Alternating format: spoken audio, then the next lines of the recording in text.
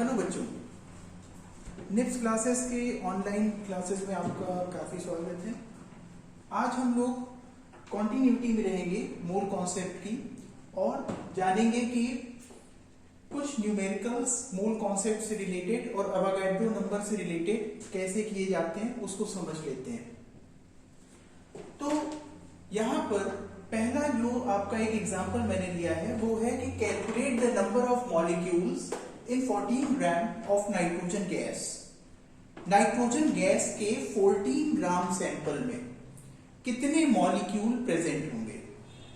तो जैसा कि हम सभी जानते हैं नाइट्रोजन एक डायएटॉमिक गैस है, यानी नाइट्रोजन के एक मॉलिक्यूल में दो एटम्स प्रेजेंट होते हैं। वो चीज यहां लिखी हुई है कि नाइट्रोजन एक डायएटॉमिक गैस है। तो नाइट्रोजन का जो मॉलिक्यूलर मास होगा वो 28 AMU है, क्योंकि एक नाइट्रोजन के एटम का मास वो 14 AMU होता है। तो दो नाइट्रोजन के एटम्स का मास 28 AMU होगा। अब यहां देखिए कि 14 ग्राम आपको सैंपल दिया गया है नाइट्रोजन का। तो यहां पर नंबर ऑफ मोल्स पहले हमें निकालने चाहिए। देखिए, जब भी इस तरह के क्वेश्चंस हम लोग करें या कहीं पर भी मोल कॉन्सेप्ट से अगर आप रिलेटेड क्वेश्चन कर रहे हैं तो पहले कोशिश करिए कि नंबर ऑफ मोल्स आप जान लें। तो पिछले टर्म पर हम लोगों ने फॉर्मूला सीखा था कि number of moles equals to mass of the compound given upon molecular mass. तो यहां पर हमें नाइट्रोजन का सैंपल दिया गया है 14 ग्राम और इसका मॉलिक्यूलर मास है 28 AMU। तो 14 को 28 से डिवाइड कर देते हैं, आ जाता है 0.5 मोल। अब फिर से हम रिपीट कर लेते हैं कि किसी भी कंपाउंड या किसी भी सब्सटेंस का अगर 1 मोल दिया जाता है तो उसमें एवोगाड्रो नंबर के बराबर पार्टिकल्स होते हैं। अगर एटॉमिक फॉर्म में कोई चीज है तो एटम होंगे एवोगाड्रो नंबर के बराबर, और अगर मॉलिक्यूलर फॉर्म या कंपाउंड के रूप में है कोई चीज तो उसमें मॉलिक्यूल्स एवोगाड्रो नंबर के बराबर होंगे। तो 0.5 मोल में 0.5 का मतलब हाफ मोल में, हाफ मोल में 0.5 into 6.022 into 10 to the power 23 molecules होंगे, यानी 3.011 into 10 to the power 23 molecules होंगे। Near about 3 into 10 to the power 23 molecules इस सैंपल में प्रेजेंट होंगे। तो ये हमारा एक एग्जाम्पल था। अब दूसरे एग्जाम्पल की ओर हम लोग चलते हैं।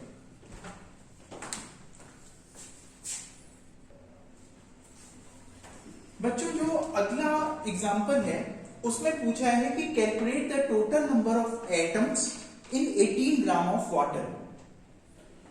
तो आप देखिए, मॉलिक्यूलर मास ऑफ वाटर पहले हमें निकाल लेना है। वाटर का फॉर्मूला है H2O, यानी 2 एटम हाइड्रोजन के लगे हैं और 1 एटम ऑक्सीजन का है। हाइड्रोजन का एटॉमिक मास 1 है। अब चूंकि 2 एटम है इसलिए 2 इंटू 1 प्लस ऑक्सीजन का एटॉमिक मास लिख देते हैं 16। तो वाटर का मॉलिक्यूलर मास बन गया 18 AMU। अब हमें वाटर का मास दिया गया है 18 ग्राम।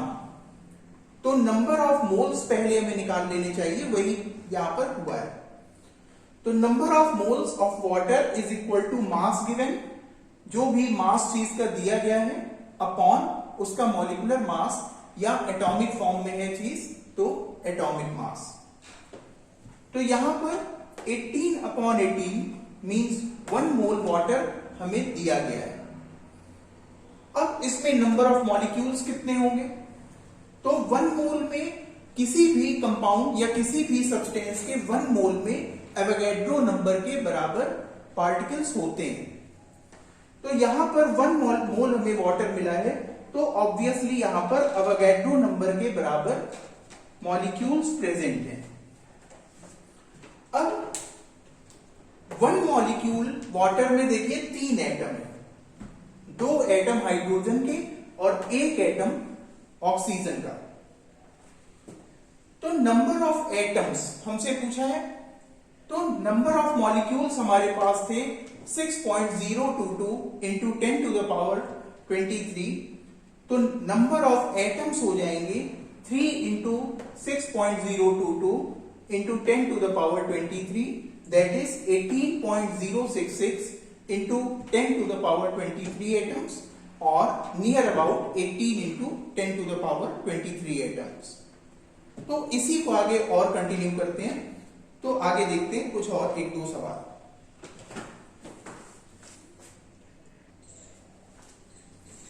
अगले एग्जांपल में हमसे कहते हैं कि calculate the mass of one atom of oxygen, और सेकेंड पार्ट में कहा गया है वन मॉलिक्यूल ऑफ ऑक्सीजन। तो यहां पर देखें, आप ध्यान दें कि अगर एवोगैड्रो नंबर के बराबर एटम्स लिए जाते तो ऑक्सीजन अपने एटॉमिक मास के बराबर होती इन ग्राम्स।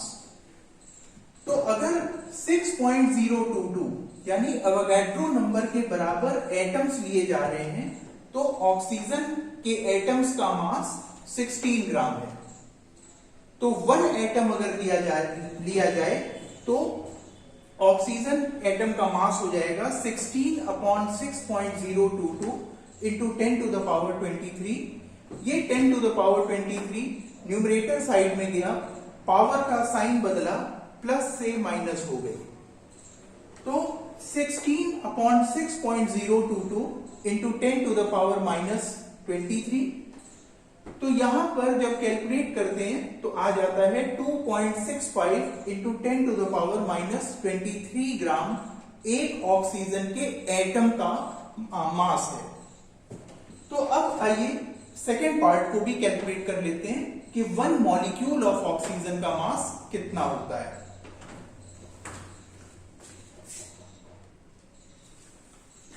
बच्चों, अगला जो मॉलिक्यूल के फॉर्म में ऑक्सीजन दी गई है उसमें एक मॉलिक्यूल ऑक्सीजन का मास हमें कैलकुलेट करना है।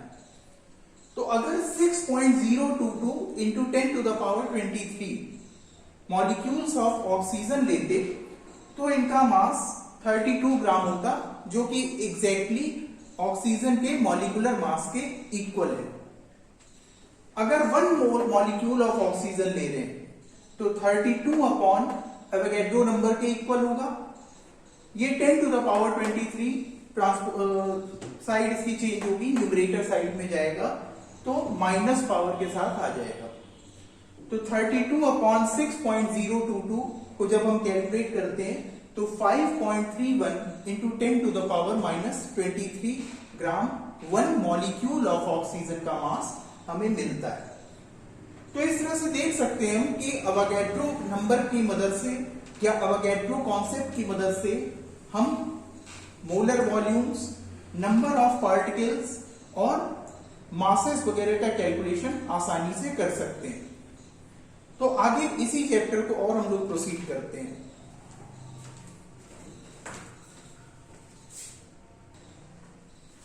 बच्चों, एवोगैड्रो लॉ के कुछ एप्लीकेशंस हैं जो हमें केमिस्ट्री में देखने को मिलते हैं।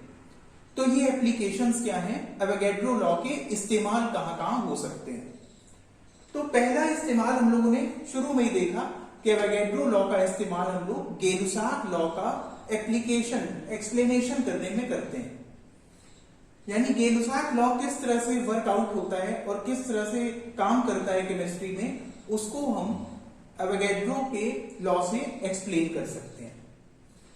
दूसरा है to determine the atomicity of a gas, कि किसी गैस की एटॉमिसिटी यानी गैस के एक मॉलिक्यूल में कितने एटम्स प्रेजेंट हैं इसको जानने में किया जा सकता है।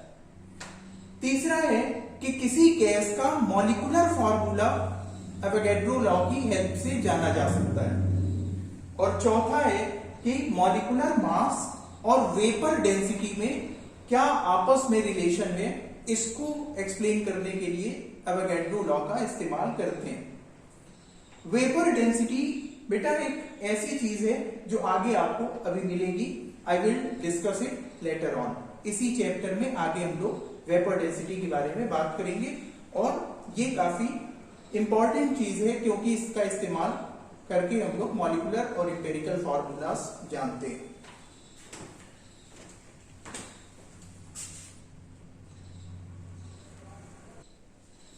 बच्चों, रिलेटिव वेपर डेंसिटी जानने के लिए देखिए हमें एक फॉर्मूला मिलता है यहां पर कि relative vapour density equal to mass of one molecule of gas और वेपर। अगर किसी चीज की वेपर है या कोई गैस है तो उसके एक मॉलिक्यूल के मास को आप डिवाइड कर दें हाइड्रोजन के एक मॉलिक्यूल के मास से, तो आपको दिए गए गैस या दिए गए वेपर की वेपर डेंसिटी मिल जाती है। और वेपर डेंसिटी और मॉलिक्यूलर मास का क्या रिलेशन है इसको भी समझ लीजिए। तो मॉलिक्यूलर